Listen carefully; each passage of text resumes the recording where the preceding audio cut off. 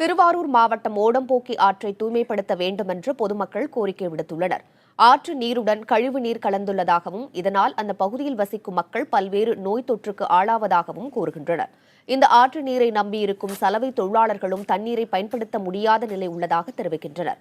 மேலும் ஆற்றில் கொட்டப்படும் குப்பைகள் மற்றும் பிளாஸ்டிக் பொருட்களினால் ஆறு முற்றிலுமாக மாசடைந்திருப்பதாகவும் தெரிவிக்கின்றனர்.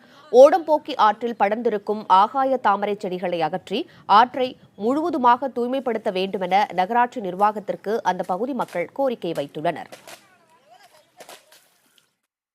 இந்த ஓடம்போக்கி ஆறு ஒரு காலத்தில் விவசாயத்துக்கு போயிட்டு இருந்த தண்ணியில் இன்றைக்கி என்ன திருவாரூர் டவுனில் இருக்க அத்தனை கழிவு நீர் ஃபுல்லாக இங்கே தான் கலந்துகிட்டு இருக்கு. அதை சுத்தப்படுத்துறதுக்கு நகராட்சி நிர்வாகம் எந்த நடவடிக்கை எடுக்க மாட்டாங்க. இன்றைக்கி ஆற்றுக்குள்ளே இறங்கி வேலை பார்க்குற சலவை தொழில் செய்கிறதுக்கே அருகதை இல்லாமல் போயிட்டு எல்லாமே ஒரு நோய் பரவுற அளவுக்கு கை கால் எல்லாம் புண்ணாயிட்டு